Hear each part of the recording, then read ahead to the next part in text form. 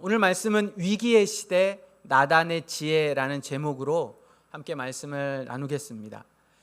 우리가 이제 8월부터 총 4개월 동안 11월까지 열왕기 상을 묵상합니다. 그 열왕기 상은 굉장히 중요한 성경입니다. 자, 원래 열왕기서는 히브리 성경, 그러니까 원래 원어로 되어져 있는 히브리 성경에서는 한 권이었어요. 그런데 이 히브리 성경이 헬라어로 번역되면서 두 권으로 나누어졌습니다. 상하로 그렇게 나누어졌어요. 이 열왕기서는 포로 시대에 쓰여졌습니다. 포로 시대. 사실 이스라엘 백성들이 포로 시대라는 개념이 우리에게도 제가 지난주에도 일제강점기라고 말씀드렸던 것처럼 포로 시대가 이스라엘 구약의 역사 속에서 굉장히 중요합니다. 그리고 여러 가지 다양한 급변적인 또 변화의 시대가 이 포로 시대였어요. 자, 포로 시대는 주전 586년 바벨론에게 멸망당함부터 주전 539년 페르시아에 의해서 해방될 때까지 대략 한 50년 정도가 포로 시대였어요. 자, 열왕기는 언제 쓰여졌다고요? 요 포로 시대에 쓰여졌습니다. 포로 시대. 그러면 1차 독자, 열왕기서를 들어야 할 1차 독자는 어느 시대 때 사람이에요? 그렇죠. 포로 시대에 포로로 바벨론에 잡혀갔던 이스라엘 백성들이 요 열왕기서의 1차 독자가 됩니다. 이스라엘의 멸망, 그리고 예루살렘 성전의 파괴는 이스라엘에게 엄청난 충격이었습니다. 그들의 생각에 창조주 하나님이 선택한 민족인데 우리가 왜 멸망당했지? 창조주 하나님께서 선택하신 예루살렘과 그가 거하시는 예루살렘 성전이 어떻게 회파가 되었지?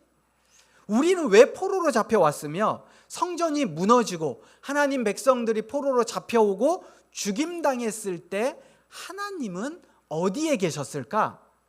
이게 당시 포로로 잡혀왔던 이스라엘 백성들의 질문이었습니다. 특별히 하나님께서 이렇게 약속하셨죠. 내가 너를 지키겠다. 내가 너를 보호하겠다. 이렇게 약속하셨단 말이죠. 그 하나님의 약속은 어디에 갔는가? 우리가 포로로 잡혀왔을 때에, 예루살렘 성전이 무너졌을 때에 지키시고 보호하시고 산성이 되시고 피할 바위가 되시겠다고 약속해 주셨던 그 하나님은 도대체 그 약속은 유효한가? 이게 포로 시대의 이스라엘 백성들의 질문이었습니다. 그런데 스스로 질문을 찾을 수가 없었어요. 바벨론 포로 공동체는 낙담과 절망 그리고 굉장한 영적인 혼란 속에 있었습니다. 이런 그들에게 그들의 질문에 대한 답을 주기 위해 쓴 성경이 바로 뭘까요? 뭐예요? 뭡니까?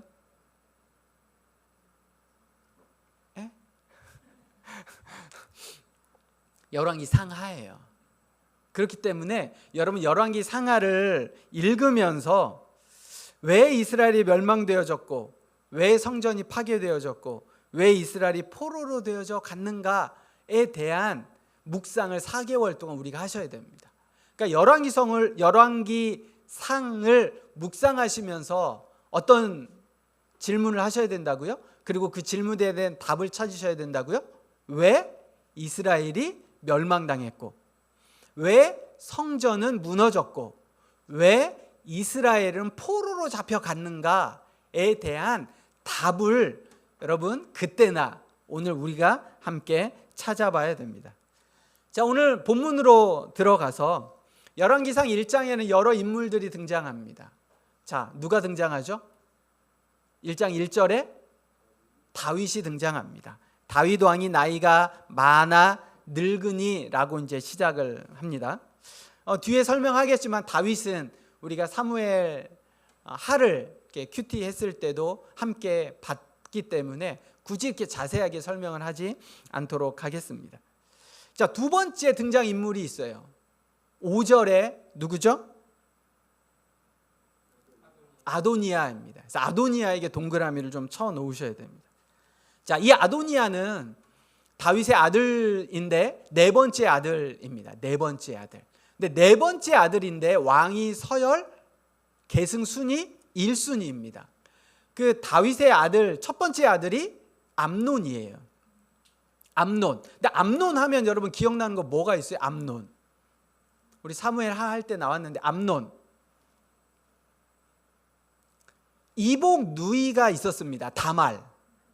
근데 이 다말을 어떻게 했어요? 강간했죠. 범했죠. 그래서 나중에 이 암논이 어떻게 됩니까? 죽어요. 누구에 의해서? 압살롬에 의해서 죽습니다. 근데 압살롬은 다윗의 세 번째 아들이에요. 세 번째 아들. 자, 그러면 첫 번째 암논과 세 번째 압살롬은 등장하는데 둘째 아들 길르압은 등장하지가 않아요. 이게 나와 있는데 아마 학자들이 어린 시절에 죽었을 거다라고 추정을 합니다. 그래서 길르압, 이 두 번째 암논, 길르압, 그 다음에 압살롬. 자, 이 압살롬은 어떻게 죽어요? 반란을 일으키고 다윗과 전쟁을 하다가 나무에 걸려서 머리가 딱 걸려서 누구에 의해 죽어요? 요압에 의해 죽습니다. 요압에. 그리고 난 다음에 아들이 아도니아예요. 그러니까 넷째 아들이긴 한데 위에 아들들이 다 죽었기 때문에 계승 서열 1위인 거죠. 자, 그리고 7절에 보면 또 등장하는 인물이 나옵니다. 7절 누가 등장해요? 요압, 그리고 아비아달 이렇게 등장을 하죠. 요압은 우리가 잘 알고 있습니다. 군대 장관이에요. 너무나 유명하죠. 아비아달, 이게 제사장인데 아비아달에겐 다윗이 빚이 있습니다. 어떤 빚이 있냐? 사울에게 다윗이 쫓겨요. 쫓길 때 처음에 간 곳이 놉이란 곳이에요. 놉의 제사장이 아히멜렉이라는 제사장이 있었습니다. 이 아히멜렉에게 딱 가서 다윗이 내가 사울에게 급히 쫓겨서 먹을 게 없이 굶주리고 있다. 나한테 먹을 걸 좀 달라. 그래서 아히멜렉에게 먹을 걸 줍니다. 그리고 혹시 주변에 가지고 있는 무기가 있냐? 이렇게 얘기하니까 골리앗과 싸울 때에 네가 골리앗을 뵙고 그 골리앗의 무기가 여기에 있다. 이렇게 해서 다윗이 그 골리앗의 무기를 가지고 놉을 떠납니다. 근데 나중에 사울이 이 아히멜렉이 다윗을 도와줬다라는 사실을 깨닫게 돼요. 그 옆에 도액이라는 사람이 있다 보니까 도액이 사울에게 이른 거예요. 당신이 죽이려고 했던 정적 다윗을 아히멜렉이 도와줬습니다. 그래가지고 사울이 화가 나가지고요, 아히멜렉의 일가 친척 제사장 85명을 다 죽입니다. 그때 간신히 살아남은 사람이 이 아비아달이에요. 그러니까 아히멜렉의 아들이죠. 그렇기 때문에 다윗은 자기 때문에 아히멜렉이 죽었고 그 주변의 제사장 85명이 죽었는데 그 빚이 아비아달에게 있는 거예요. 그래서 굉장히 아비아달을 다윗이 총애했습니다. 그런데 그 요압과 아비아달이 어떻게 해요? 반란을 일으키는데 가담을 하게 됩니다. 자, 8절에 보면 또 인물이 나오죠. 누가 나옵니까? 사독, 분하야, 나단, 시므이, 레이 이런 사람들이 또 나옵니다. 자, 이 사람들은 누구냐? 다윗의 최측근이지만 그렇기 때문에 아도니아에게 속하지 않은 사람들이 또 등장합니다. 그리고 11절에 이제 나단이 등장하게 됩니다. 자, 나단은 누구예요? 선지자입니다. 나단이 굉장히 유명한 사건이 하나 있습니다. 어떤 사건이에요? 그렇죠. 다윗을 회개시켰어요. 다윗이 밧세바를 범할 때 나단이 다윗에게 가서 그 죄를 아주 자세하게 설명을 하면서 나단이 다윗에게 당신이 그 사람입니다 라고 이야기하면서 다윗을 회개시킨 사람이 이 나단입니다.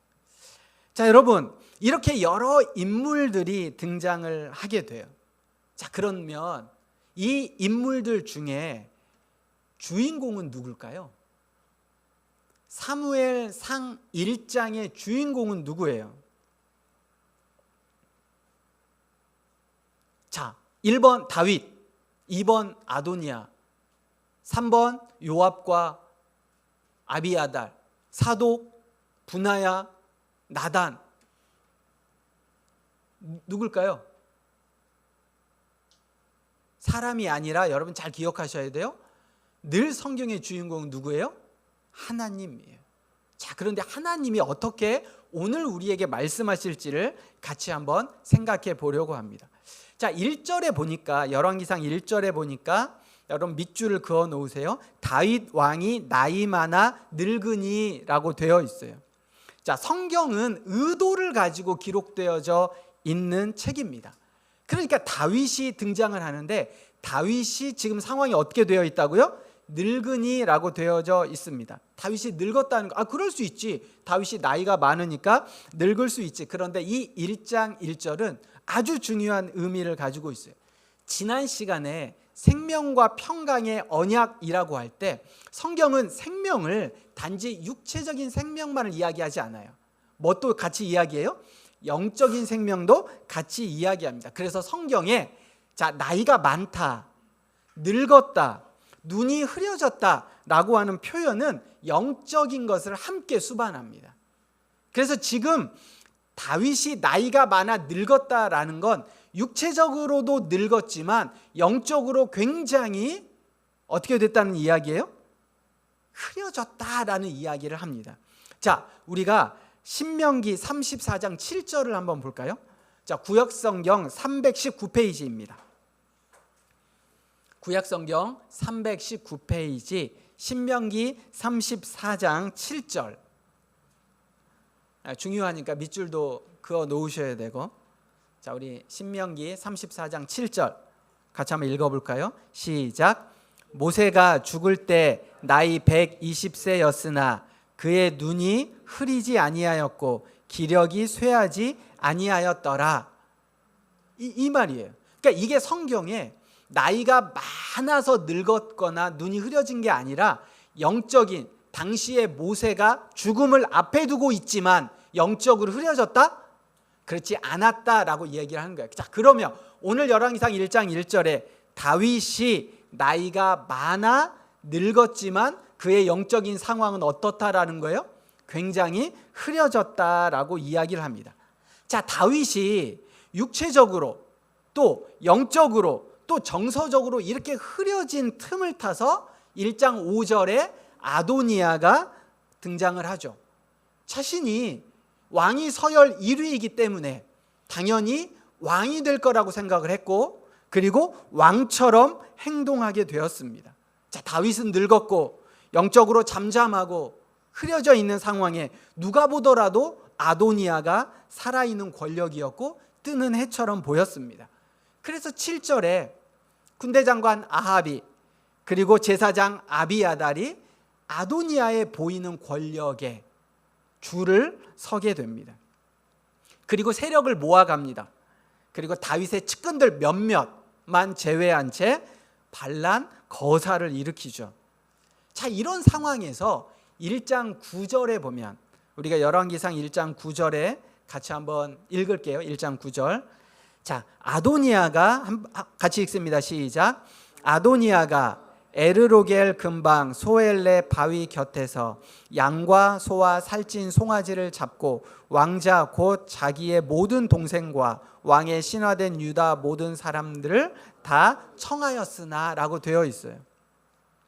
분위기는 여러분 사실 하나님이 다윗에게, 다윗이 신하들에게 다음 왕은 솔로몬이라고 이미 이야기를 한 상황이에요. 자, 그런데 시간이 많이 지났어요. 그리고 분위기는 솔로몬이 아니라 아도니아 편에 서 있는 것 같아요. 사람들이 그렇게 몰려가요. 결국 대세로 아도니아로 굳혀져 가는 것 같아요. 그런 상황에 아도니아가 초대장을 보냅니다.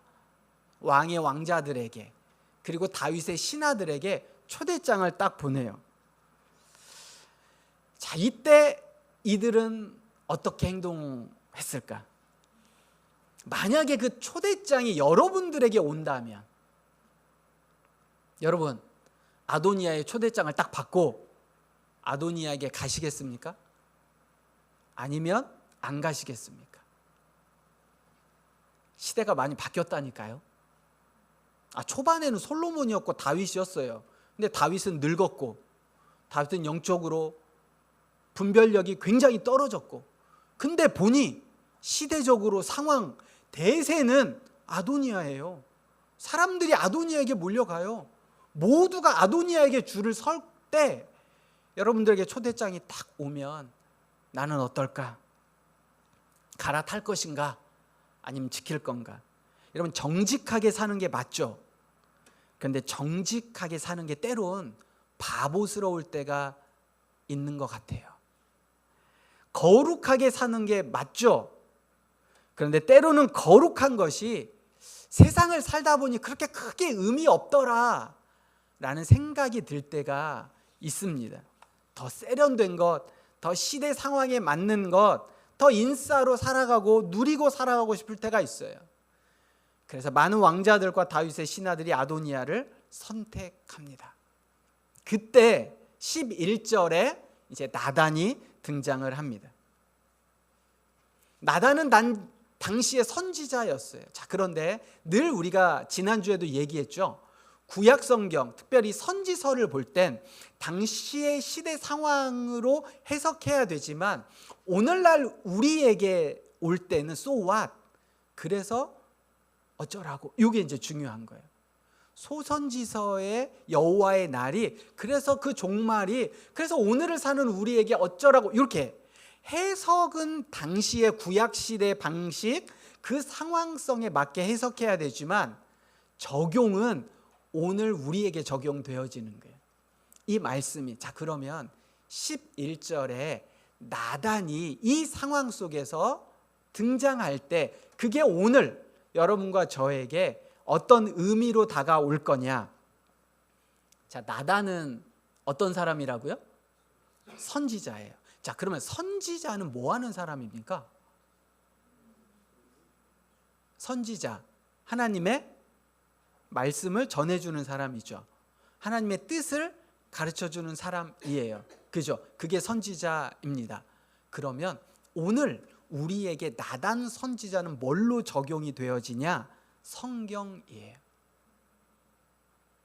여러분, 이것을 잊어버리면 그냥 나단 선지자의 이야기, 나단이 주인공인 것처럼, 근데 나단이 사실 주인공이 맞아요. 어떻게 보면. 왜냐하면 우리가 읽었던 11절부터 45절까지 나단이 주도해 갑니다.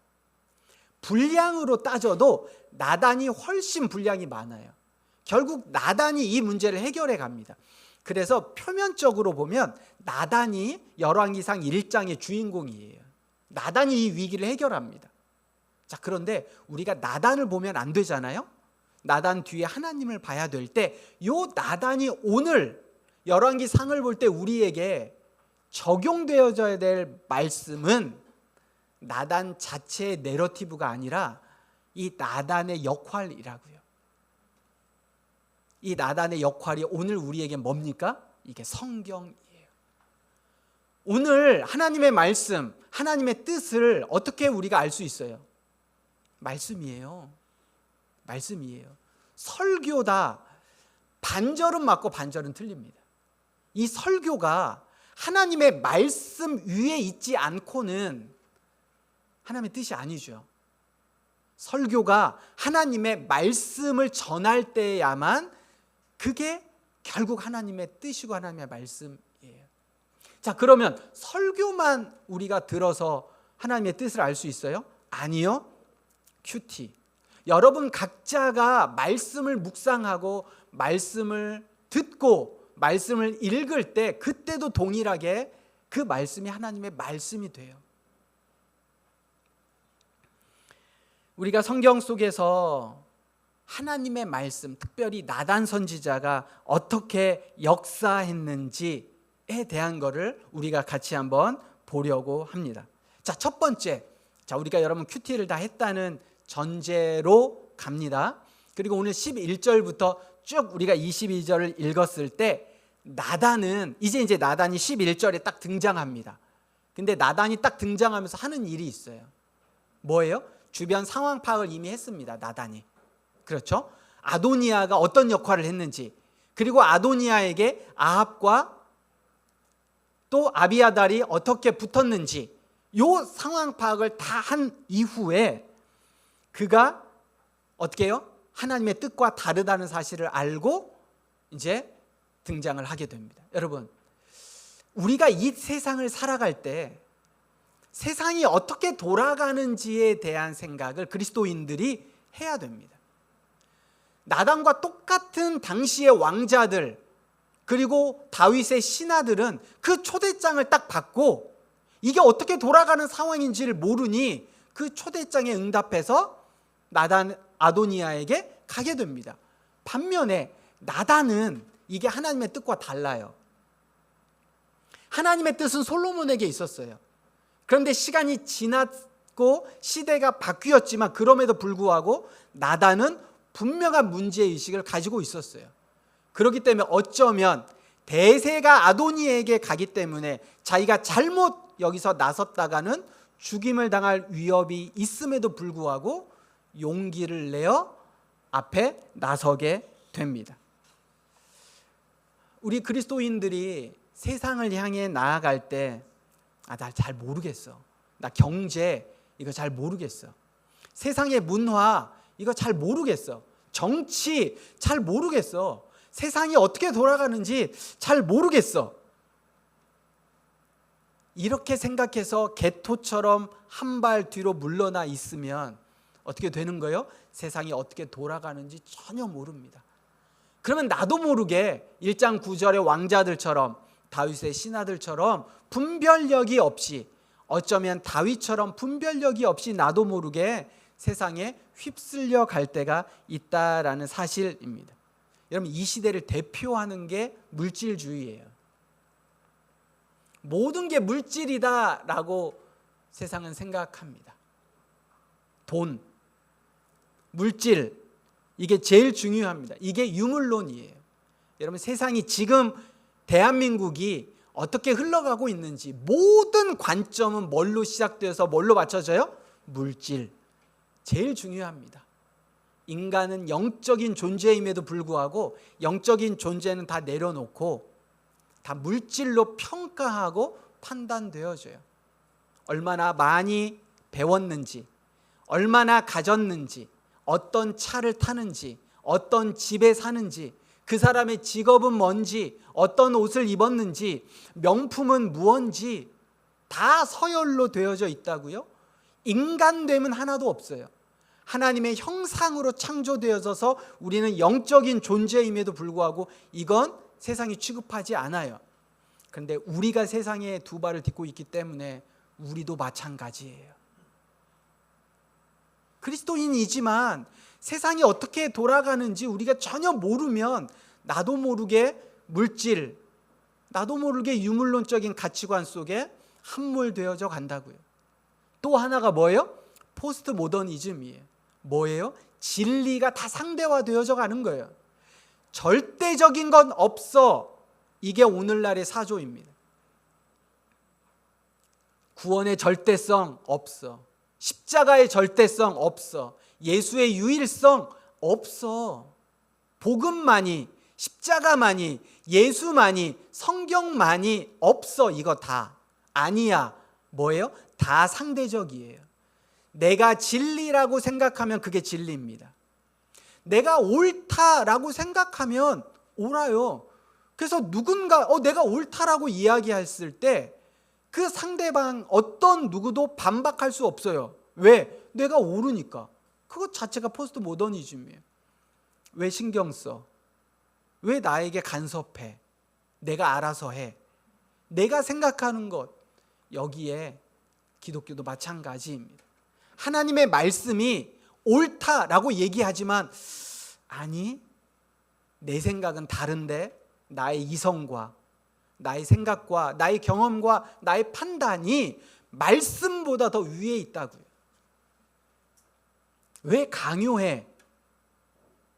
왜 이것만이 옳다라고 이야기해? 라는 것에 굉장한 도전을 받고 있는 것이 오늘 그리스도인입니다. 여러분, 세상이 이렇게 돌아갑니다.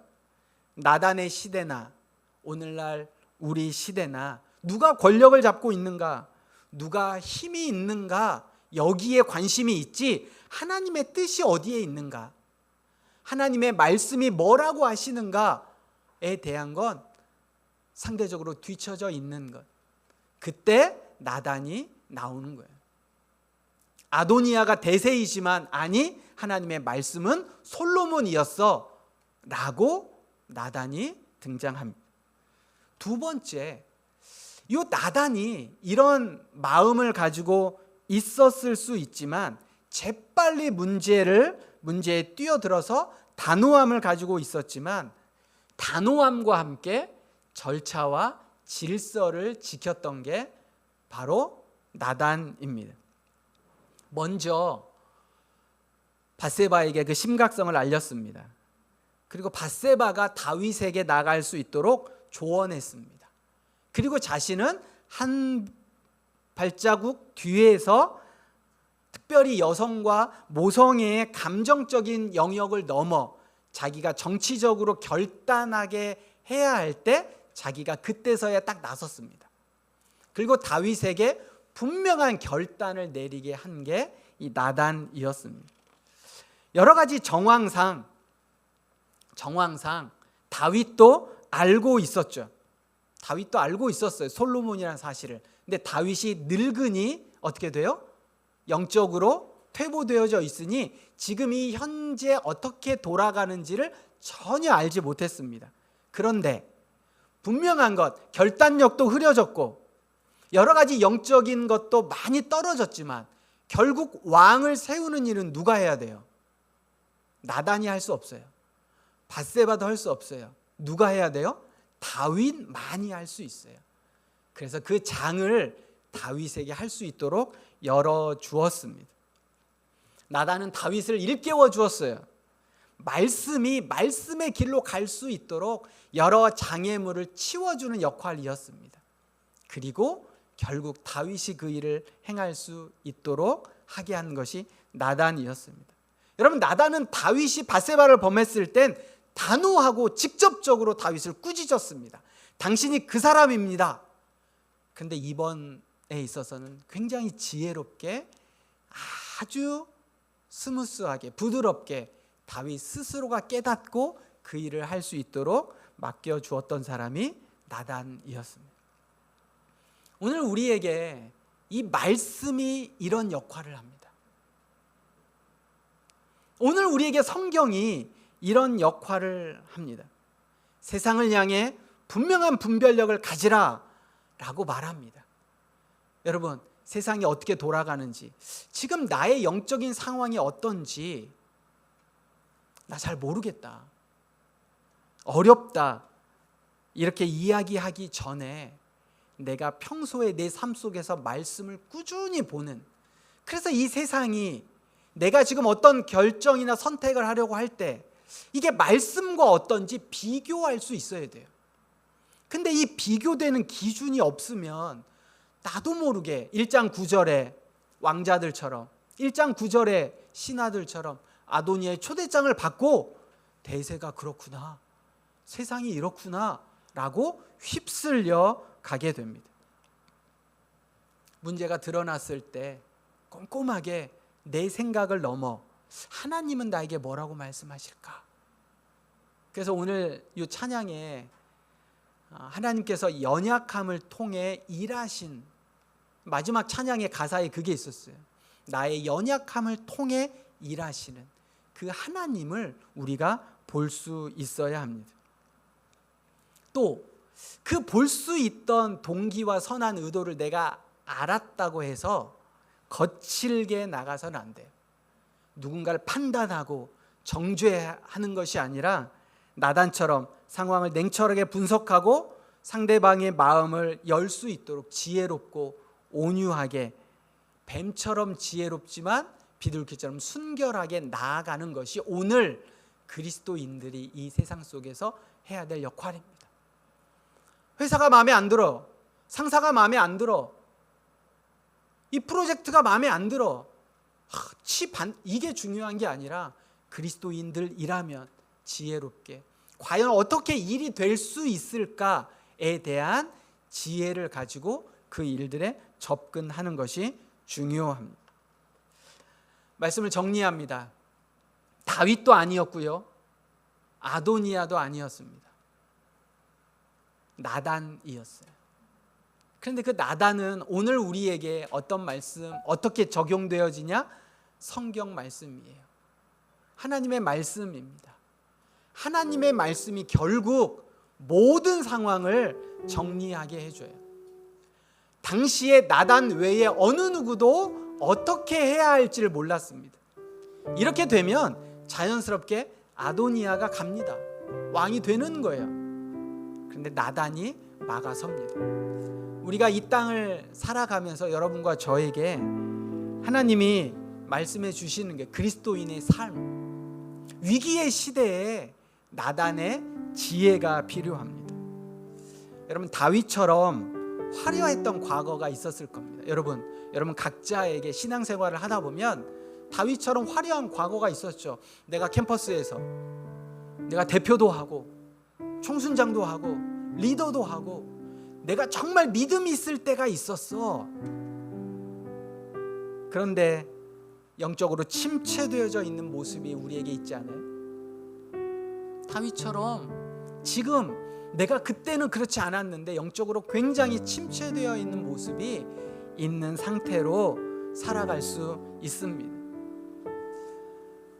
아도니아가 아닌 솔로몬이라는 하나님의 말씀이 있음에도 불구하고, 뭐가 옳은 건지 내가 알고 있음에도 불구하고 우리 주변은요, 대세는 이거야, 세상은 이래, 다들 이렇게 가, 거룩하게 살아가는 게 무슨 의미가 있을까?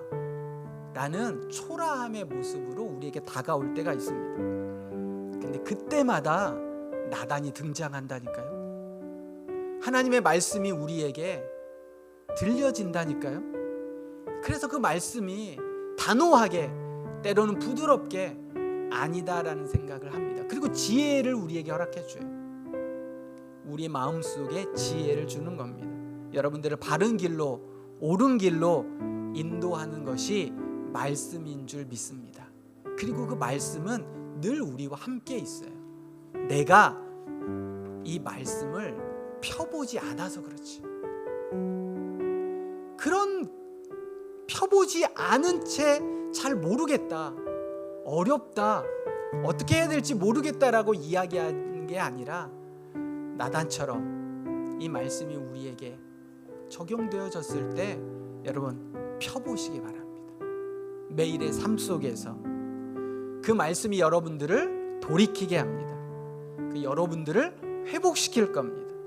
때로는 단호하게, 때로는 부드럽게. 한 주간 우리가 다시 결단하기를 소망합니다. 여러분 주변의 상황 속에 나단이 있습니다. 그리고 나단이 여러분들에게 말씀해 줍니다.